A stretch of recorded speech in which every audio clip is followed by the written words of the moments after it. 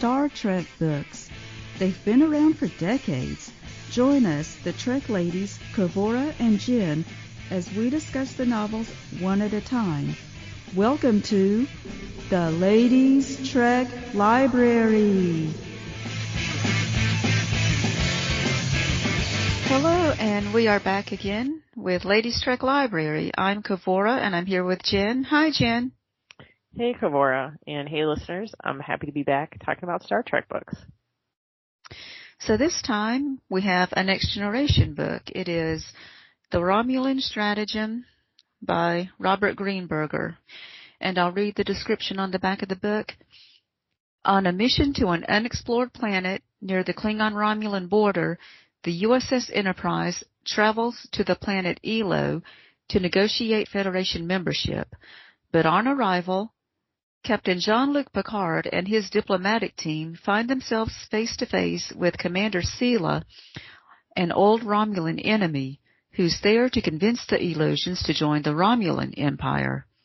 When a series of fatal incidents cast suspicion on both delegations, Data must form an uneasy alliance with Sela to prove the innocence of the Starship Enterprise crew or lose a strategic stronghold to the Federation's greatest enemy.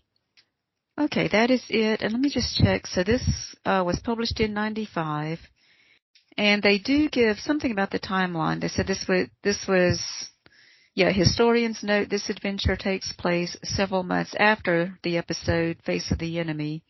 And that's the one where Deanna was forcefully taken and disguised as a Romulan and put on a Romulan ship and all that. So you remember that episode. Okay, so.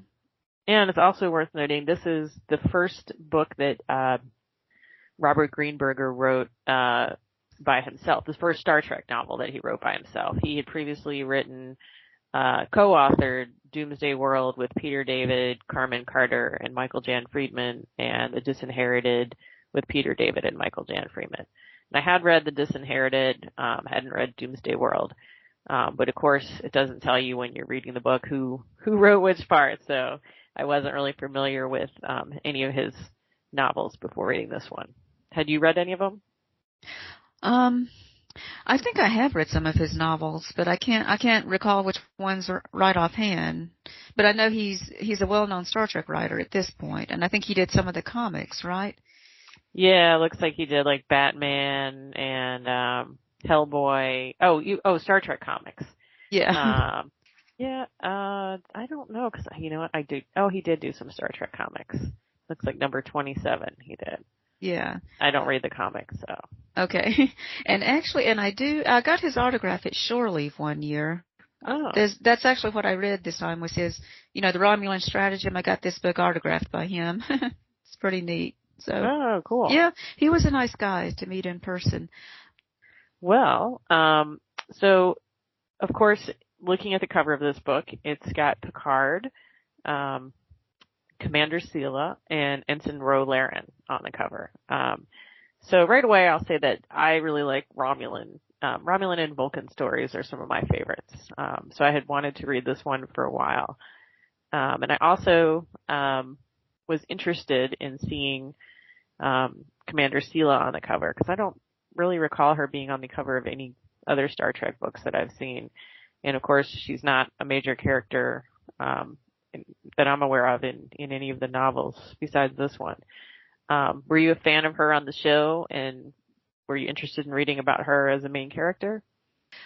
Yeah, I did like her on the show. I think she's more interesting than Tasha Yar was, and even though we didn't get to know Tasha that long, but I liked the complexity of Sela and how she was, her history.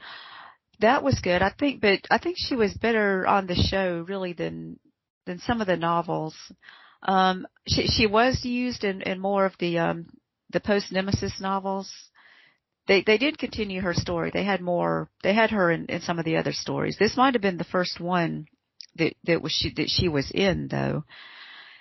And so in this story, it was fun watching her and seeing her dynamic because she, this was written when she already had history with Picard and the Enterprise crew.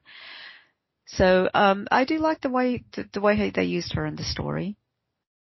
Yeah, I agree. She was on the show. She was more interesting than Tasha Yar. Of course, like you said, we didn't get to see too much of Tasha Yar before she was killed off. And of course, Denise Crosby left the show. That's one of the reasons she left the show, was that they really weren't doing a lot with her character. So you really didn't, her character was pretty superficial. So she definitely was more interesting on the show than the character of Tasha Yar. The only thing that I had an issue with is, obviously the story of Tasha Yar having a half Romulan daughter from another timeline, who looks exactly like her. Yes, For 20 yeah. years was like, I had a hard time getting past that. I kind of I don't know. I guess they couldn't really have brought Denise Crosby back as a different character because she was already Tasha Yar and people would recognize her, so it had to be her daughter, but it was just, it was very soap opera-esque in that way to bring, of course soap operas don't have different timelines, but the daughter that you didn't know about who's like being played by the same character, and, it's just, that kind of always was an issue I had on the show. But, I do think it is interesting to see a female Romulan commander. So that is one thing I liked about the character. And I was interested to read the book because often the books are, much better in terms of developing the character than what you see on a show. Yeah, having Denise Crosby play her was kind of like, how Star Trek always has Brent Spiner playing Dr. Soong, all these generations of Soong, like, so all of his ancestors looked exactly the same, It's like that. Yeah. But yeah, her dynamic was good, and yeah, it was funny seeing her because it's just Denise Crosby in the wig to make her look like the same Romulan haircut, but she has blonde hair, and yeah, that's kind of hokey.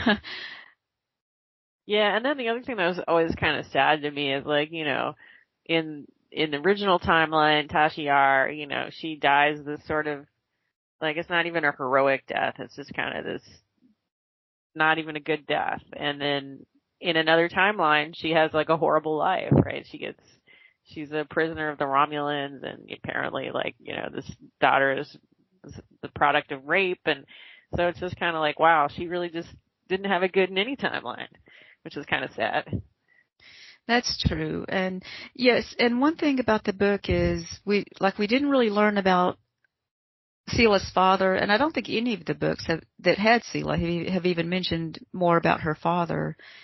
So that would have been interesting to know. And yeah, and it's and it was so heartless to find out the way she turned against her mother and really she's the one that caused her mother to be executed by the Romulans. I mean, all that story that was explained on the show, but yeah, so she's a character who really is on her own, and it's all due to her own being. She's a self-made person in the Romulan Empire, and I guess she did what she needed to do to make her own way.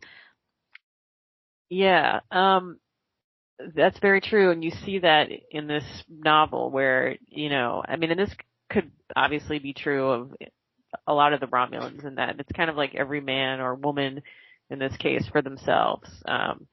You can never really trust even the people you think are your friends and allies. You always have to be in it for yourself because everybody's treacherous. Everybody's trying to deceive you and get ahead. Yeah, exactly. That's what the Romulans are about. But it's one of the things that that I like about them is the Romulan intrigue, which this book is full of too. Yes, we do see quite a bit of that, and we'll talk about what happens to Celia ultimately in this novel a little bit later. But so there was a extended sequence in this book where, of course, Sela, she meets Captain Picard at a banquet. And of course, there's the history between them, and so it's not really a pleasant meeting. But what was surprising is there is an incident where both Sela and Data end up working together to try to find out what is going on in a situation where it seems that someone is trying to pit the Romulans and the Federation against each other. And so they're both trying to find out who's doing it and why. And I thought that was an interesting, I wouldn't have imagined that as saying, oh, Sela and Data, they're going to work well together, right? I guess you don't imagine her working well together with anyone. But now that I think about it, really, he was probably the best choice for that because he's not human, so he doesn't have those emotions. So in a lot of ways, I think it would be easier for her to get along with him than if it was a human or even a Klingon like Worf, who's obviously got his emotions. So that was interesting to me to see that whole sequence. What did you think about that? Yeah, that's kind of what I was thinking too. I think it's probably why the author chose Data for Sela to be working with, because you have you can tell like especially Picard in this book, you see his thoughts in the book and he's always thinking how much he hates Sela, or, maybe not the word hate, but definitely he doesn't like seeing her again. And he says he has all these memories of Tasha when he sees her. It's just really disturbing for Picard to see Sela, and the whole Enterprise crew kind of has to be that way. And so Data is the one that would be different, that would be more willing to work with her than they would. So it's like, it was interesting to see them together, and they got along, and they were willing to help each other for the time being that they were working together. And even though Data, had his relationship with Tasha, and Sela doesn't know everything about Data's relationship with her mother, and she probably wouldn't care, but Data could still, because he's emotionless, he can get around all of that stuff. He can put it behind him and just live in the moment and just do his duty. This is what he needs to do to work with her to figure out what's going on. And that was a good dynamic. And also it made me think about the episode Unification where Data and Sela talked. And remember the scene where she was writing and she said, "Oh, I enjoy writing this speech, and I don't get to write much with my job." And Data said, "Maybe you should find another job." And she just gave him that look. So that was just that was neat. And so in this book though, it was good the way the way they worked together, and also ordering him around when she said, "Data, come here," and all that, but he did, and it was like, it all seemed pretty cool in the book, right? Yeah, it was just like we said, it probably would not have worked with another character who was not an emotionless android. So it made it kind of fun. And then, as I mentioned, besides Sela and Captain Picard on the cover, although he wasn't, he's the main character in the sense that, he's in it a lot, but I would say he really wasn't a main character in this book. But one of our other main characters is Ensign Romulan, which I have not read a book that she's been in. I'm sure there's novels that she's in, but I don't know that there's one where she's the main character, or such a prominent character as in this book. Did you like her character on the show, and were you interested in seeing her as the main character in a book? Yes, she was one of my favorite characters on the show. She was the first Bajoran they introduced, and I thought she was just great. Her conflict, being a conflicted character, and the whole idea behind her. Oh yeah, and then when they added Deep Space Nine, and how she was supposed to be one of the main characters on Deep Space Nine. She was supposed to be Kira, but yeah. Right, but then the actress didn't want to do it, and that was so disappointing that they didn't get her, even though Deep Space Nine turned out pretty good anyway. But yeah, so she was always one of my favorite characters on the show. Now in the book, and she has been prominent in some of the other post Deep Space Nine books. As far as this one, though, I think her story in this book was more disappointing. It just didn't seem good enough for her character to have her involved in, a teenage boy being interested in her. That's kind of a weak story to me, and it feels like it was just filler for this book. Yeah, so we'll talk about that plotline in a minute. I did not like her character on the show, not because of the actress. I think the actress was great. It just, she was playing the part, which was someone who was grumpy and just not a particularly nice person. So I didn't really like her character on the show. I was kind of like, oh, I don't really like her. Wasn't too sad when she left. But I was interested in reading a novel with her because, like I said, the novels can bring out so much more in a character. So even a character I don't like, I was really interested to see what the author would do with her character and develop it. I was not at all expecting what happened with her plot. In some ways, it's kind of funny because here is a character who's known to be sort of grumpy, not a happy person, and then we have a whole plot, a subplot where aboard the Enterprise, where Riker assigns her to be like a liaison to new families aboard the Enterprise, sort of as a punishment for some of her, mistakes or her behavior that he didn't really like. Hoping that this is going to get her to be more personable, more of a people person kind of thing.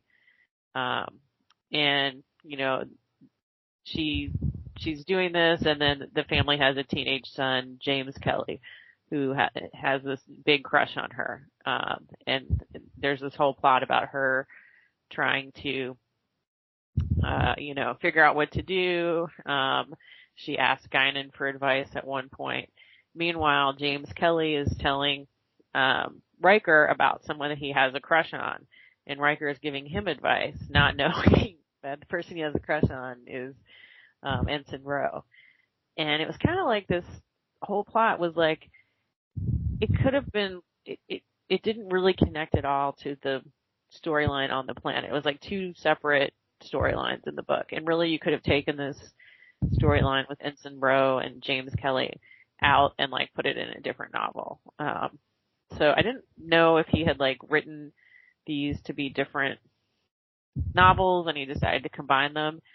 And I just thought it was kind of a weird storyline in the middle of the book. Right. Yeah. That's why I said it seemed like it was just filler for this story. Yeah, it's interesting that you didn't like Ro as much. I was kind of thinking like I wish they had made Ro part of the main story of this book instead of giving her that side story that didn't fit in with the main story. Yes, I think that would have been much better. Yeah. I mean, maybe like, I don't know, like give Geordi some kind of romance story since that, he never had much luck with it on the show, so he could have another novel where he doesn't have much luck with romance or something. But anyway, I guess I could say it's good to see her. Maybe we learned a little bit about something she mentioned about Bajorans, but I don't know if it was made up or not. If she was supposed to have just made that up as part of the story, or if that was something real. I think it was supposed to be totally made up. Okay. That was my impression, but to scare him, yeah. But yeah, and the part about Riker, when Riker didn't know that he was giving James Kelly advice about Ro, I mean, it was humorous and all, and I guess maybe it was supposed to be a good diversion from the rest of the book being so serious.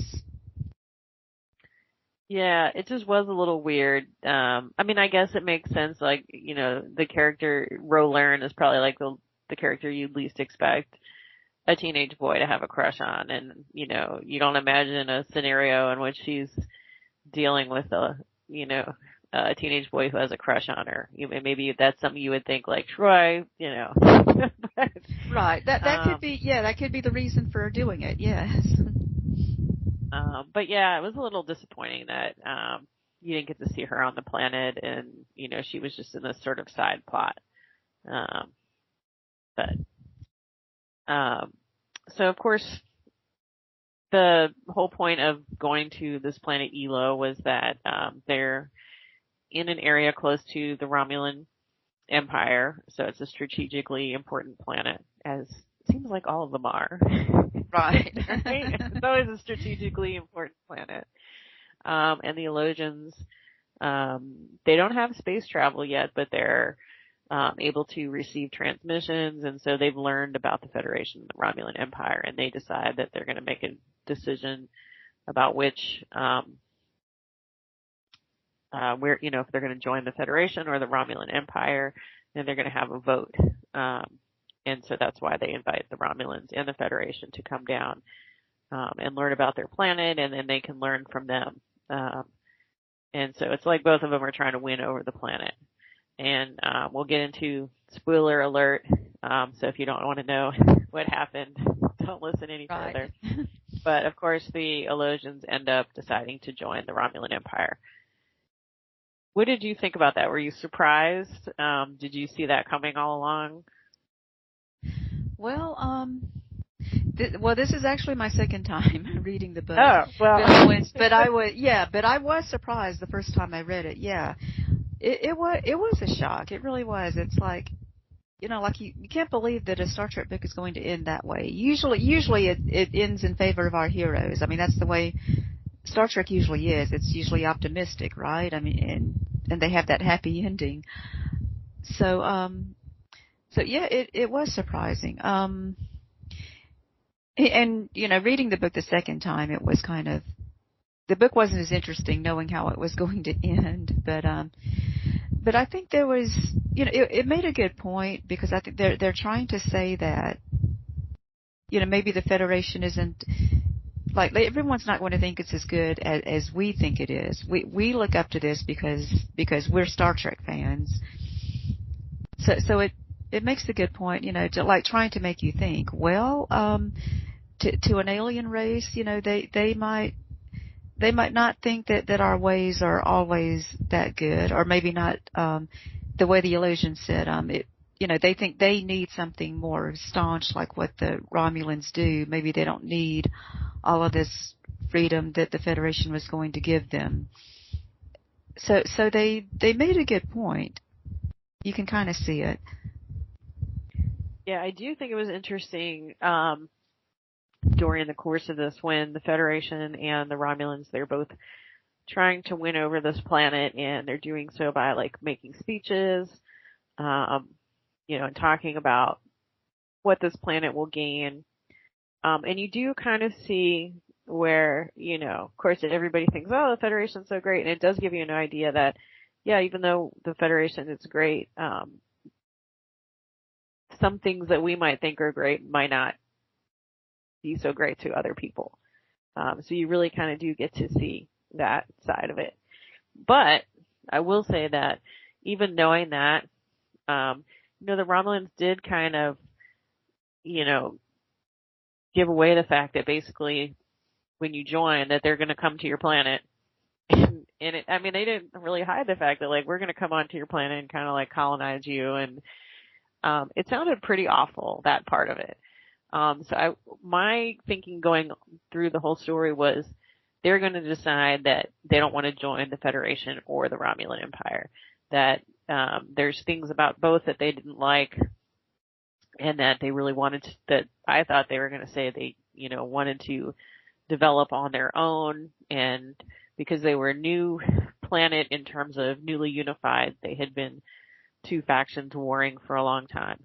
And I thought they wanted to say, like, we're going to go our own way and, start out as a newly unified planet and see where that takes us before we, and then maybe in the future we'll reconsider. I really thought that's how, like, the whole story was going.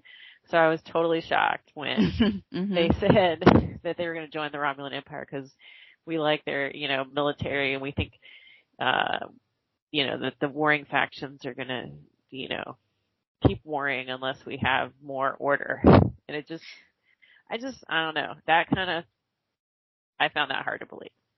Yeah, it's hard to believe that they would really choose the Romulans after everything that happened, that was said in the book. Yeah.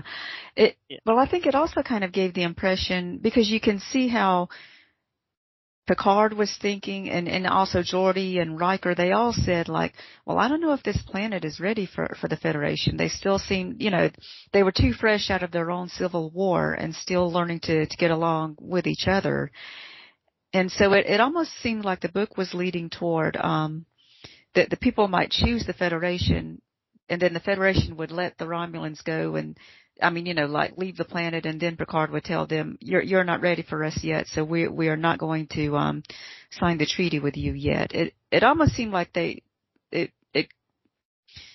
Yes, wanted I you to agree. think that was going to happen, But Yeah, they did yeah. hint at that a lot too. So that was another possibility that I considered.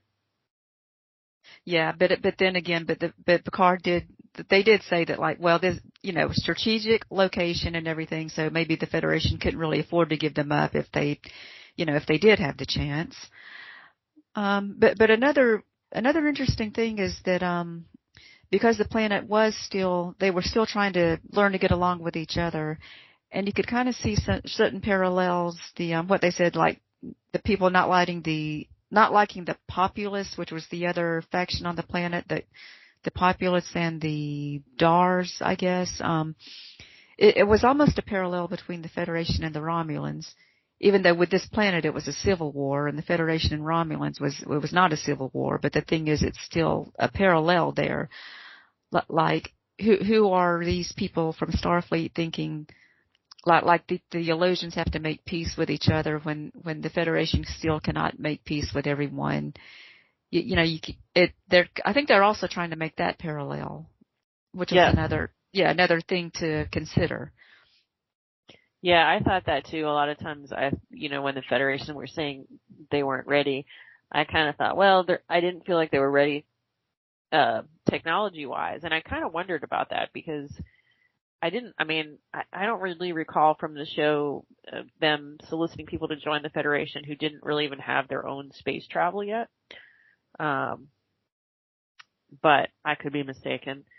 So it did seem like a little premature, but of course this planet contacted the Federation, not the other way around. But yeah, they were saying, oh, they've just made peace and there's still a lot of hostility. And of course it turns out that the people that were sabotaging everything and that were trying to pit the Romulans and the Federation against one another was a faction on the planet who did not want any aliens involved. They're kind of isolationists. So yeah, I agree with that. And then of course, they make this decision, but it's not all happiness for the Romulans because in the end, Sela is betrayed by her first in command, who seemed like he was very loyal to her, or her next in command, the second in command. And it turns out he's a member of the Tal Shiar.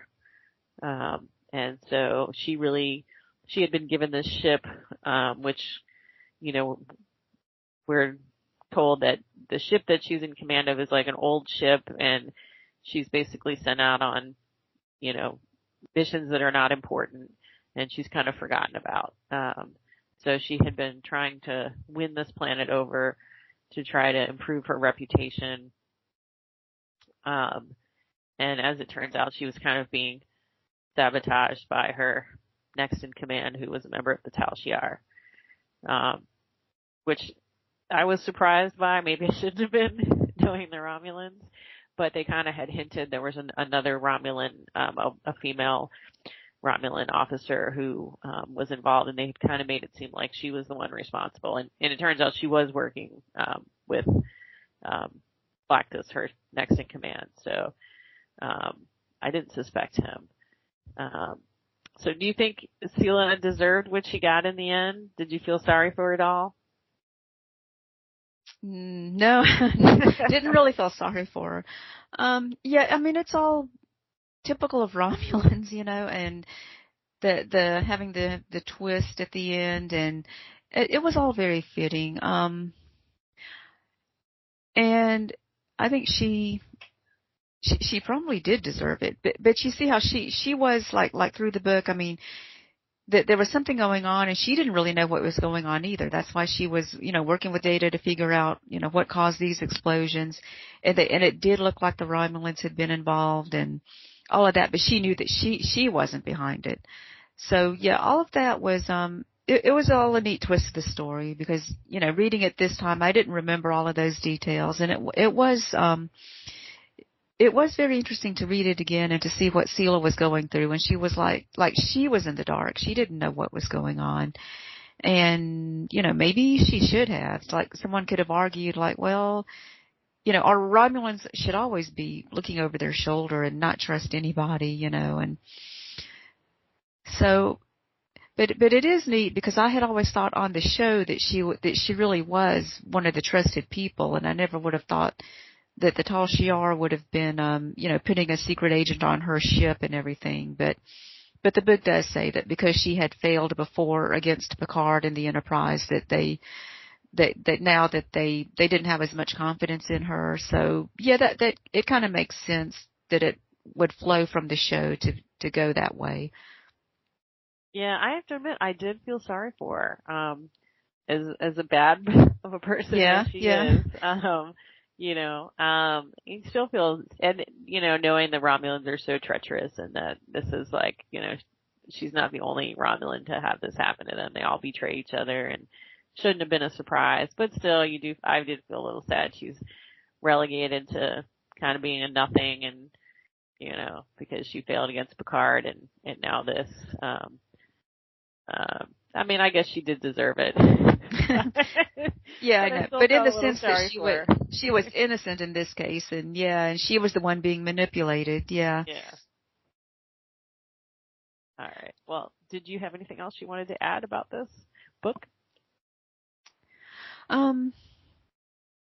Well, it was a pretty good book. I thought it, like overall, I guess I'll just go ahead and sum it up. It was kind of, some parts of it were slow. I kind of thought that, like, the scenes with Geordi, I didn't enjoy as much. It just, and I do like Geordi in some stories. So I guess it's just the way it was written. It was just,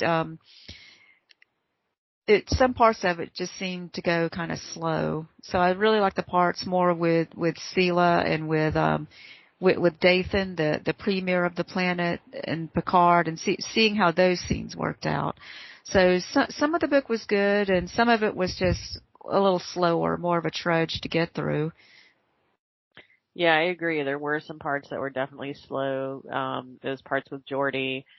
There was the whole scene at the end where they're, in this building and it's being attacked, and it just, a lot of that dragged on for a long time. And even the banquet scenes, where the Romulans and the Federation meet each other, and it's like this super long banquet where they go through all these different rooms, and I did feel like, oh, this is, it was slow and hard to get through. How do they eat so much? Yeah. Right. So they said the aliens are taller, so I guess that means they can stuff more food in. Yeah.